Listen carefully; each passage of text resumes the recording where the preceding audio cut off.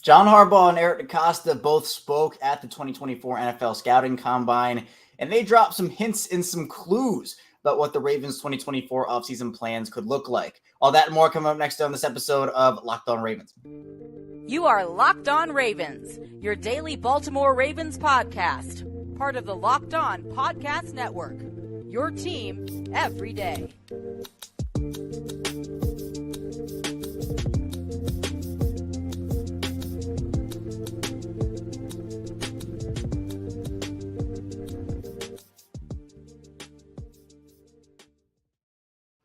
Welcome into another edition of Locked On Ravens, your daily Baltimore Ravens podcast. I'm your host, Kevin Ostreicher of Ravens Wire, coming to you from the Locked On Podcast Network, your team every day. Thanks so much for being here today and making Locked On Ravens your first listen each and every single day. We're free and available on all podcasting platforms. That includes in video form on YouTube, audio form, wherever you get your shows for 5 days a week here on Locked On Ravens. Plus, we bring you bonus content as well, like these instant reaction live shows today. So you can subscribe to the channel on YouTube, hit that like button, also follow along in audio form. Either way, it's the same show, so you're not missing out on any content, both audio or video. Today's episode of Locked On Ravens is brought to you by FanDuel. Make every moment more right now. New customers get $150 in bonus special on a $5 bet. It's $150 if your bet wins. Visit FanDuel.com/LockedOn to get started. We have a lot to talk about here today. Both Eric DeCosta and John Harbaugh speaking with the media at the 2024 Scouting Combine, and they were asked a lot of things about the Ravens offseason, their plans positionally with the draft, where they're going to go. So we're going to talk about all of that here today, so appreciate everybody tuning in with me here on the live show. I see Zach with Zach's question here in a second about what I think about. They said I see Black Daniels in the chat saying, oh yeah, baby, we live, and Ravens76B more in the chat as well, said listening on my lunch break. Appreciate you guys for being here today. It's a little midweek edition, a little different from what we do here on Locked On Ravens. 6 a.m. is our normal posting time. Speaking of, I apologize to any audio listeners with some of the technical difficulties we had over the course of the start of the week. We're transitioning to a new place to put our podcast out on the platforms on the back end, so it doesn't impact anything in terms of how you get the shows, but of course we have some difficulties getting them out there. So we're going to be, if there's a difficulty here with that, you don't see the show at 6 a.m., it will be out at 6 a.m. on YouTube, so you can just watch it over there. But let's talk about this here today, because there again is a lot to talk about and a lot to dive into as we kind of look into what both John Harbaugh and Eric DeCosta said. Now, we'll go in order here. We'll start off with Eric DeCosta. He was the one that spoke first, so we'll get into that in the first part of the show. And then we'll move in to John Harbaugh, and then we'll do a general takeaway, just a general takeaway segment in the final part of the show there. So let's start off with Eric DeCosta. And I think a lot of people wanted to know about just the position of DeCosta in the team, about where the Ravens will go this offseason, because as pivotal as last offseason was for the Ravens, there's a lot to like about what they have in store this offseason, but there's also a bit of nerves, right? There's a bit of nervousness in terms of how it could actually go. So in my opinion, I do think that they have a lot of work to do. It was an important offseason with Lamar. Now it's even more important as you try to build an even better contender that can hopefully get the job done next year. So what I think for the Ravens, first of all, DeCosta was asked right off the bat about the Zay Flowers situation where he was accused of domestic violence. Now, obviously, the Baltimore police did close and suspend that case, but Eric DeCosta did say that they made a statement, and domestic violence is something they take seriously, they're deeply concerned about, and they'll continue to address that situation as it unfolds. So even though the Baltimore police did close and suspend the situation, the NFL could come down with their own punishment. I guess the Ravens could do the same. So we'll see how that unfolds. But it was right off the bat, Eric DeCosta was asked about that. But then he was also asked a little bit about the salary cap and that number raising up a little bit and rising. Obviously, it was record-breaking, $255.4 million.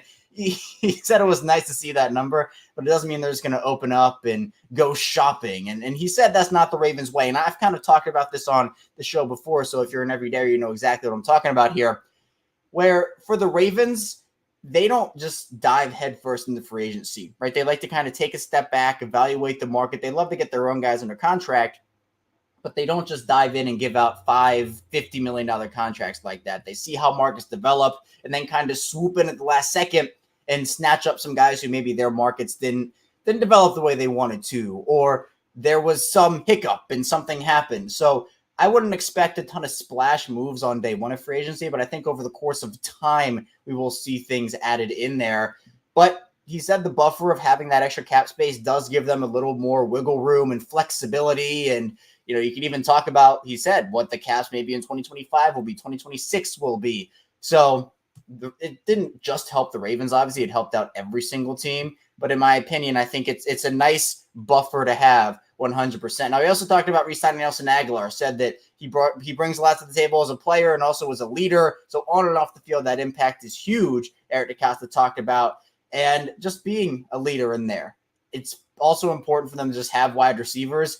At this point, if Aguilar wasn't in there, you'd only have Flowers, Bateman, and Tylan Wallace. Aguilar brings you a veteran who embraced the system, embraced the Baltimore culture.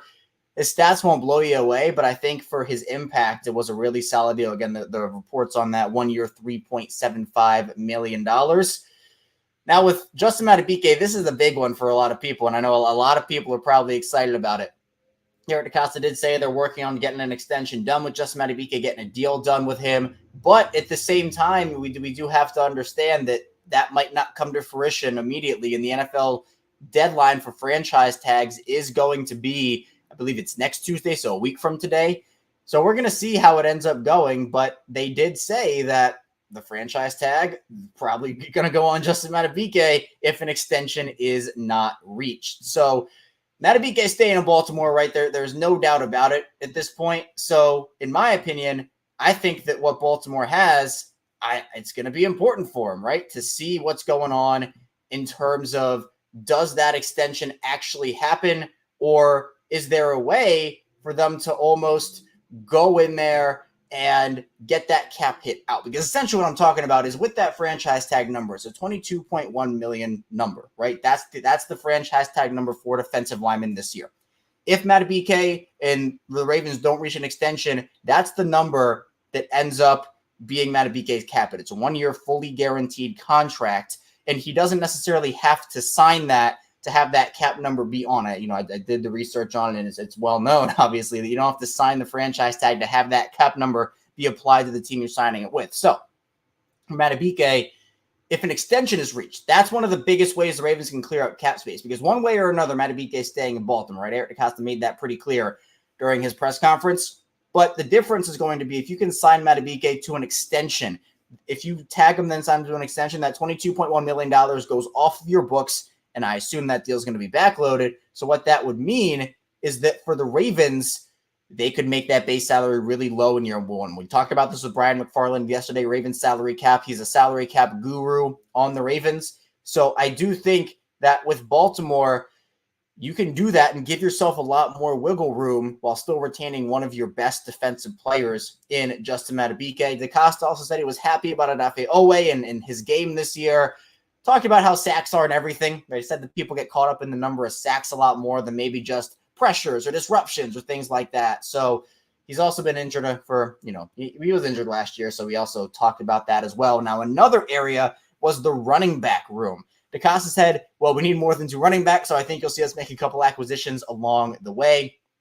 Talked about how they think Keaton Mitchell will come back from the knee injury. Justice Hill, probably one of the unsung heroes of the whole team last year. He said, DeCosta said that the Ravens are talking to Gus Edwards, talking to J.K. Dobbins, and said that they're hopeful they'll get something done with those 2 guys. Now, I don't know if that is actually going to happen. I'd anticipate the Ravens probably signing a veteran running back like a Derrick Henry, or I don't think Barkley or Jacobs are as realistic, but again, along those lines. But then you maybe draft a mid-round running back. You have Justice Hill, Keaton Mitchell, that star Derrick Henry. Let's just say it's him, and then you get Keaton Mitchell back, plus that mid-round running back. So I don't know if any of those 3 guys are going to return, but does not feel like all of them are going to return. There's going to be some change there. And DeCosta did make an interesting point about how the draft class isn't particularly as deep as some other positions this year, which is true. The running back position this draft cycle is not deep, and it's not as talented as some of the other ones we've seen in terms of there's not going to be a first-round pick and running back this year. Honestly, there might not even be a second-round pick and running back this year. You'll start to see those guys come off maybe in bunches in the 3rd, 4th, and on down towards that. So we'll see. But I do think that there's going to be major change. And I think it honestly kind of has to come at this point where we know the Ravens can run a very talented running offense with a lot of different running backs. Gus Edwards, really talented running back, but the production for him fell off by almost a full yard per carry this year. Dobbins has been dealing with injuries, super talented player, but can you trust him with the injury history he's had? It's a fair question and a fair point. The Dalvin Cook signing was really weird. I don't really know what that was. Didn't really work out. So I'm not anticipating he returns, but I'd expect them to make a run at one of these star running backs. There's been a ton of smoke in that regard. So I definitely expect it to happen. And coming up in the second part of the show, we'll talk a tiny bit more around what Eric DeCosta had to say about the Ravens and their offseason plans. Plus, we'll dive more into John Harbaugh and what he had to say. So be sure to stay tuned. A lot to get to on this live instant reaction edition of Locked on Ravens. First, this show is sponsored by BetterHelp, and this next segment is brought to you by our sponsor, BetterHelp. What's the first thing you'd do if you had an extra hour in your day? Would you go for a run, take a nap, read a book, show up for a friend? A lot of us spend our lives wishing we had more time. The question is, time for what? If time was unlimited, how would you use it? The best way to squeeze that special thing into your schedule is to know what's important to you and make it a priority. Therapy can help you find what matters to you so you can do more of it. And therapy has so many different benefits. For example, you can learn positive coping skills, how to set boundaries. You can empower you to become the best version of yourself. It isn't just for those who experience major trauma as well as for everyone. If you're thinking of starting therapy, give BetterHelp a try. It's entirely online, designed to be convenient, flexible, and suited to your schedule. All you have to do is fill out a brief questionnaire, get matched with a licensed therapist, and switch therapists anytime for no additional charge. Learn to make time for what makes you happy with BetterHelp. Visit BetterHelp.com/LockedOn today to get 10% off your first month. That's BetterHelp, HELP.com/LockedOn. We're back, our second segment here of Locked On Ravens Live. Kevin Ostraker coming to you on this Tuesday afternoon on Locked On Ravens. Again, really appreciate everybody being here. Maybe you're taking some time out of your lunch break. We have Ravens 76 Be More doing that, and I appreciate everybody who is here with us live. If you're not catching these live shows live, they'll be available for replay on YouTube. Also, they're being put out in audio form right after the fact. So be sure to subscribe to the channel. Really helps out a ton in terms of getting this show in front of more Ravens fans, more NFL fans, and building a community here that's already so incredible, both audio form, video form, social media, everywhere here on Locked On Ravens.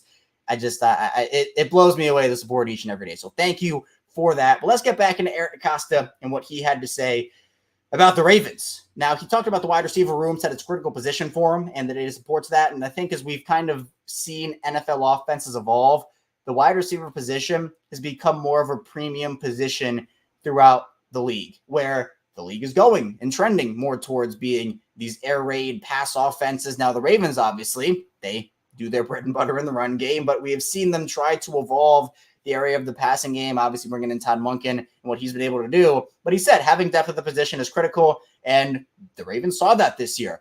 They thought they built the room pretty well this past year, and they were also able to go through some injuries along the way, which is true. They lost Odell for a few games, lost Rashad Bateman for a few games. Zay was dealing with an injury towards the end of the season there. DeCosta had mentioned that it's a very deep draft this year in terms of wide receiver prospects, which I tend to agree. Now, there are guys like Adonai Mitchell and Keon Coleman, and a couple. They're not going to be in Marvin Harrison Jr. or Malik Neighbors range. Like that's it's not unless they absolutely give up the farm. There's no way that they have those guys in their sights.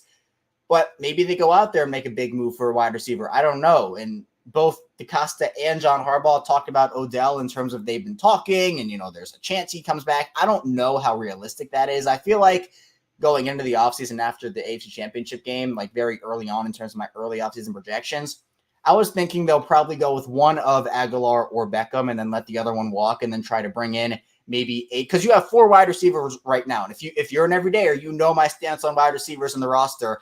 I believe 6 wide receivers is the perfect number. 5 is a little too little, and 7 is a little too many. So I think 6 is the perfect sweet spot. So my thing was, okay, you have Zay, you have Rashad Bateman, you have Tylan Wallace. Those are the 3 on the roster right now. Bring back a Beckham or an Aguilar, so that gives you 4. You can sign a veteran or trade for a veteran, and that gives you 5. And then you draft a younger wide receiver prospect because it is a very deep class, and that gives you 6. So essentially my personal belief, and maybe they do bring back Beckham, but my personal belief is they chose between Beckham and Aguilar, and they chose Aguilar. So that's kind of where my thinking is. Again, that's just speculation from me. Who knows if it's true or not, but that's kind of where I am at that point. with wide receivers. But DeCosta said he's texting with Odell, saying he's a great guy, loves Odell, become a great friend of his and a friend of the Ravens. So said let's see what happens over the next couple of weeks. But if I had to predict right now, I'd assume Odell Beckham probably leaves for somewhere else. DeCosta also said Geno Stone might be the best 7th-round pick the Ravens have ever had. So major praise for Geno Stone there. And he's been somebody that, again, has had to work his way into the role that he got. Was cut by the Ravens twice as a rookie. Signed with Houston, actually, was with Houston for a little bit, came back to Baltimore and has filled in admirably for Marcus Williams over the past 2 years, who wasn't a guy that came into the Ravens with a lot of injuries, but has dealt with a lot of them, and Stone has helped the Ravens not experience a lot of drop-off at that position. On the offensive line, DeCosta said that there's definitely probably going to be some change on the offensive line in different ways. But we know what happens, right, with the offensive line now, because you have one surefire long-term piece right now, and that's Tyler Linderbaum. Ronnie Stanley is not a long-term piece. John Simpson, not a long-term piece. Kevin Zeitler, not a long-term piece. Morgan Moses, not a long-term piece. So you know that over these next 3, maybe even 2 years, the Ravens are going to have to reevaluate their other 4 positions, and it's going to start this offseason, right? They're going to have to, for example, I wouldn't bring back John Simpson as a starter. I'd maybe bring him back as a backup, but not as a starter. So what are you going to do with the guard position? Are you going to cut Ronnie Stanley, save $15 million post-June 1? You're going to restructure that contract. Morgan Moses, what does his status look like? Are they going to get rid of him? Kevin Zeitler, does he come back? DeCosta called it a very deep class on the offensive line, and it is. I think the offensive line is one of the deepest positions in the draft this year. So for Baltimore, do you go out there and draft an offensive tackle in the first round? There are probably, depending on who you talk to and how you view this class, 6 or 7 or 8 really quality first-round offensive tackle prospects and even more quality day 2 prospects. So the Ravens could easily have a guy fall to them with their pick in the 60s, or if they want to trade back, there's probably going to be a tackle or two that's a first-round prospect that falls back into the middle or even earlier-ish in the second round. So there are different options, but the Ravens are going to have to evaluate their offensive line because Linderbaum, we know, is a stud, all-pro player. He's going to be in Baltimore, hopefully, for a very long time, but he's going to be one of the best centers in this league forever, it seems like. But for the rest of those positions, you have question marks you have to answer at this point for them. So it's going to be interesting, essentially, kind of building from the inside out. Linderbaum is your guy, and then building the rest of the offensive line out as well. Now, in terms of John Harbaugh, he talked about the defensive structure, first of all, saying that they're not going to continue to change that, and they haven't really changed it in a long time. They've hired internally forever at that position, and it's been inside linebackers coaches, Dean Pease, Don Martindale, Mike McDonald, and now Zach Orr. And he said he thinks they've given up the least points in the league since 2008 by far. I don't actually know if that's true or not, but I'll have to look it up after I stream here. John Harbaugh also was asked about how you evaluate a quarterback in this era, talked a bit about with Lamar and saying, oh, well, look, you evaluated him differently in 2018, but you take Lamar. And now he says, well, okay, did we make a bad decision in taking Lamar? Who would say that nowadays? It's an interesting point, but did say the Ravens were a little bit ahead of the curve in terms of how quarterbacks are evaluated nowadays. Now, in terms of Lamar and the offense in particular, this is a paragraph I want to read out here from John Harbaugh just directly. He said, quote, we came out the very first day after the AFC Championship game talking about where we're going to go offensively. We had a staff meeting about it, met with Todd, met with all the coaches individually, met with Lamar a couple days after that, met with different players. We have a direction right now on where we want to go. We want to be tight. We want to be locked in, and we want to understand how this offense applies to Lamar and our players. We want to do right by our players. We want to do right by Lamar and build the best operation that we can for him so his talents can really shine. And I think we're just starting with that. This is an interesting paragraph to me. I think, one, it's good that the Ravens are getting everybody involved, and John Harbaugh is getting everybody involved, meeting with Lamar, meeting with the players, obviously meeting with the coaching staff. But it's not just okay, us coaches are going to decide what we do, and that's the be-all, end-all. At the end of season press conference, John Harbaugh said that he appreciates Lamar's feedback. He meets with Lamar. Lamar has ideas. And I think any good franchise should get the full picture, not just from the coaches, but obviously from the players. And that, to me, is really, really important. So I think it's good that they're doing that. Now, in terms of them starting to build around Lamar, I mean, I think they did a good job of starting last season. Now, they should have done it a lot earlier. They should have given Lamar more weapons earlier in his career. But now it's the time where you have an opportunity. You have Zay Flowers, and if everything works out for him, he's your top receiver, right? He's your top guy. Bateman, John Harbaugh is very complimentary of Rashad Bateman, talking about how he expects him to get the ball a lot more next season, which I'm hopeful that happens. But do you go out there and swing for the fences in a Mike Evans? Do you go out there and try to get a young wideout in Michael Pittman Jr.? Do the Ravens even have the cap space to do anything like that, right? Or do you take a first-round wide receiver again? The Ravens under DeCosta have taken a ton of first-round wideouts. Marquise Brown in 2019, Rashad Bateman in 2021, obviously Zay this past draft in 2023. So there has to be more investment in that position, but they've already invested a lot in it. So where is that balance for them in terms of continuing to invest versus going and investing in other positions? But you have to surround Lamar with talent. They've done a better job. Obviously, you can't forget about the tight ends and Mark Andrews and Isaiah Likely, those two guys. But I think it's time for Lamar. Again, Zay can be a number one. Zay's on his way to becoming a number one in an offense, a pure NFL number one wide receiver. But do you go out there and get more of a sure thing next to Zay than a Rashad Bateman and have, again, Bateman and Zay working with that guy? They tried it with Odell in terms of the veteran thing. Didn't necessarily work out from a stats perspective, but we'll see. And I see Zach saying, I hope he leaves. I don't want him. I think, Zach, you talking about Matabike here? I think I remember this popping up with Matabike. I think Zach wants PQ instead of just Matabike instead. I'd personally prefer Matabike over Patrick Queen just because I think that with Roquan Smith already there, you can plug Trent Simpson in. It would be, again, wouldn't be Patrick Queen level, but it'd be okay. Matabike would leave a huge hole in your defensive line. But maybe you're not talking about that, Zach. Maybe you're talking about something else. And then Ricky saying offensive line is strong, but not sure how many are day one starters, especially if a strong pass rush division, or if there's a strong pass rush in the division. Yeah, I think that there are some, for example, there are a few, like Armarius Mims, I think has literally like top 5 offensive tackle potential in the league, but didn't really start at Georgia, doesn't have a lot of starting experience. So do you take a Mims and you keep both your tackles and kind of have Mims as like a backup option for a year, but then you're not getting production, at least immediate production, out of your first round pick. So a very slippery slope for the Ravens to maneuver around and kind of go with this season. But coming up in the final part of the show, we'll round it out by talking about what the Ravens have in store and continuing with what John Harbaugh had to say. Stay tuned. A lot to get to here on this Instant Reaction Live edition of Locked On Ravens. First, this episode is brought to you by FanDuel Sportsbook. You can get buckets with your first bet on FanDuel, America's #1 sportsbook, because right now new customers get $150 in bonus special bet on a $5 bet. $150 if your bet wins right there. And you can bet all your favorite NBA players and teams with quick bets, live same-game parlays, exclusive props, and more. There's obviously no football anymore, so the NBA is in full swing. Plus, we got the MLB coming up, and I'm a big Denver Nuggets fan. So you get Nikola Jokic in your props. You parlay him with some guys in there. I think you win some money on FanDuel. Visit FanDuel.com/lockedon. Shoot your shot. FanDuel, official sportsbook partner of the NBA. We're back here on Locked On Ravens. Kevin Oestreicher still talking with you here on this Tuesday afternoon edition of the show. Appreciate everybody being here and making Locked On Ravens your first listen each and every day. We're doing big things here on Locked On Ravens. I'm really excited for it. And as the offseason continues, we're still doing 5 days a week. So our regular episodes come out Monday through Friday, 6 a.m. Eastern time. Plus we have bonus episodes like these live instant reaction shows, plus other bonus content. So you can subscribe on YouTube in audio form. Again, we're going through a change on the back end in audio form. So if you don't see a show come out immediately at 6 a.m. Eastern time, it's not there for you. We're working through some back end technical stuff, technical difficulties. If you've been with me for a while, you know technical difficulties, technology, and myself do not get along very well. So we'll be diving into all that, and hopefully the audio form will be there. But again, video form, audio form, wherever you're listening, really appreciate it. Be sure to subscribe and follow along wherever you get your podcasts and however you prefer to watch or listen to the show.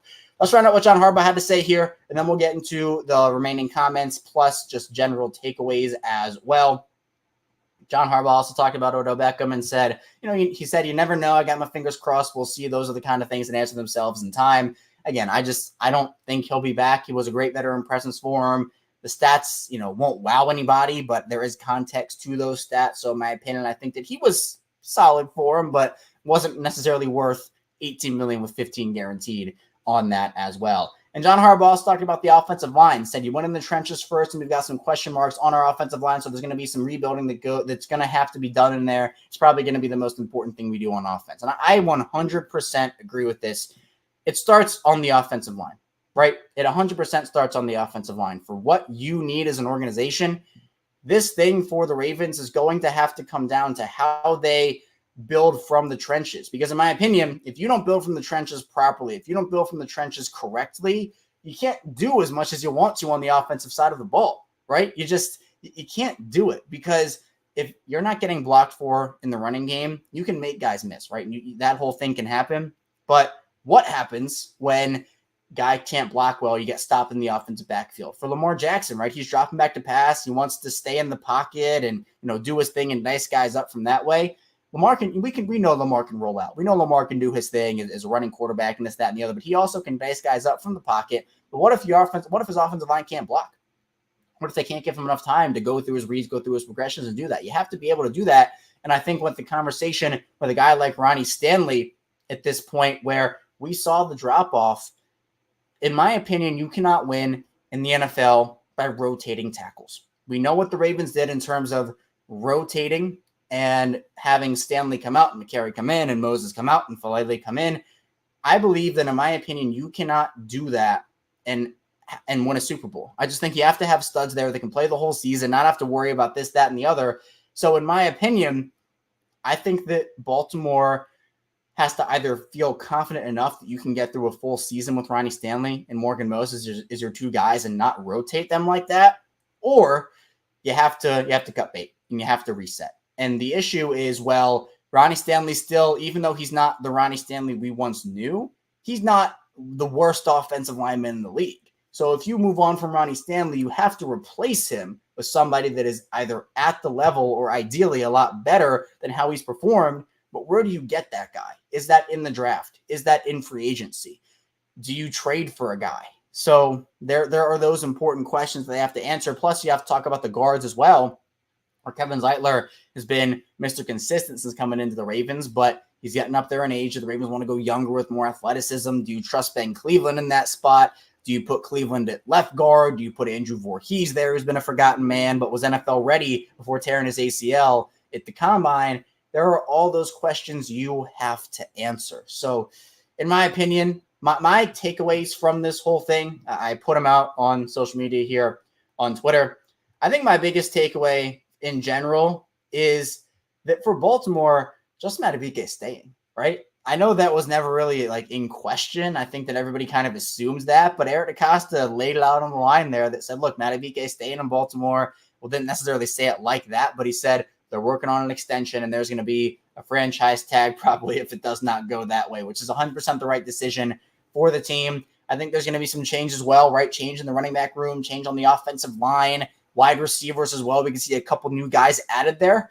Odell Beckham Jr. could stay. He could go. I do think he's leaning more towards going, though. If you that's what I've said the entire show here. And then I think the Ravens have a direction on offense they want to go in. Now, what does that look like? Obviously, we're not going to get the full answer from John Harbaugh on that, right? But I think, in my opinion, the Ravens do have questions they have to answer. And this offseason is big, as I kind of talked about at the top of the show. Baltimore needs to figure out how this whole thing goes, because last offseason was so important for them in terms of getting Lamar under contract. But now you have to – I think it was getting Lamar under contract and then building around him a little bit. Now you have Lamar under contract. You know who your quarterback is.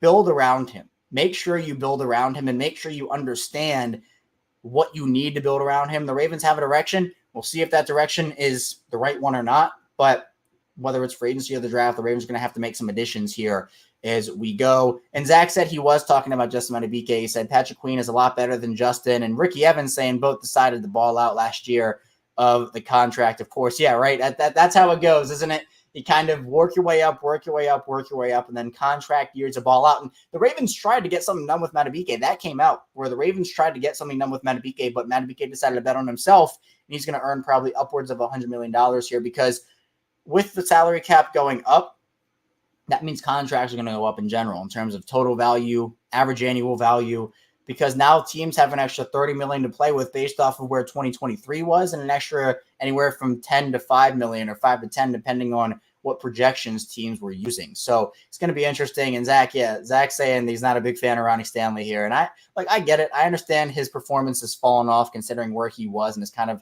it's unfortunate that happened.